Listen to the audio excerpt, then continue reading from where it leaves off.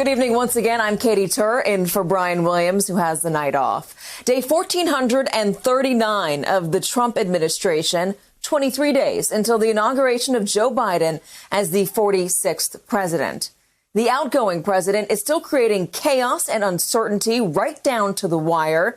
He's not only disputing the election results, but imposing new demands from Congress, while millions of Americans are still desperate for help from the government. Tonight, the Democratic-led House voted to give Donald Trump exactly what he asked for and what Democrats wanted all along: direct relief payments of $2,000 instead of $600. 44 Republicans voted with the Democrats for those increased payments. The vote comes after Donald Trump initially refused to sign the $900 billion COVID relief bill Congress passed a week ago, then ended up caving and signing the measure as is last night. The new legislation with the higher relief payments is now in Mitch McConnell's hands. The Senate's top Democrat, Chuck Schumer, says he will try to quickly pass the bill on the Senate floor tomorrow. And now Vermont Senator Bernie Sanders says he will filibuster an override of the defense bill veto approved tonight in the House until McConnell allows a vote on the $2,000 direct payments to Americans.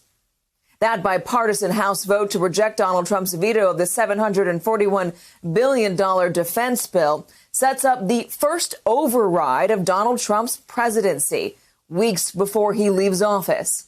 109 Republicans broke with the president to vote for the override, and it has now been more than 2 weeks since we've actually heard directly from the president in public. He has yet to comment personally on the Christmas Day bombing in Nashville, and he has said nothing in recent days about the latest COVID surge or the staggering loss of American lives. President-elect Joe Biden, meanwhile, did speak to the nation today after a meeting with national security experts. He began by thanking members of law enforcement for their work on the Nashville case. Then he said this about the Trump administration's efforts during the transition. For some agencies, our teams received exemplary cooperation from the career staff in those agencies. From others, most notably the Department of Defense, we encountered obstruction from the political leadership of that department. We need to make sure that nothing is lost in the handoff between administrations. We have encountered roadblocks from the political leadership at the Department of Defense and the Office of Management and Budget.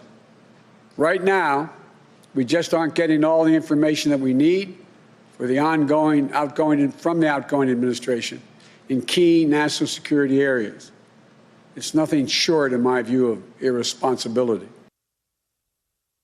The acting Defense Secretary, Chris Miller, responded with this quote: "The Department of Defense has conducted 164 interviews with over 400 officials and provided over 5,000 pages of documents, far more than initially requested by Joe Biden's transition team. DoD's efforts already surpass those of recent administrations." President Trump's nearly 2-month-long campaign to try and reverse the presidential election is now focusing on his allies in Congress. He's pushing them to challenge the certification of Joe Biden's Electoral College win on January 6th, telling Twitter followers today that he will see them in Washington on that date, which is next Wednesday. Republican Congressman Louis Gohmert of Texas is now trying to help the president on that front.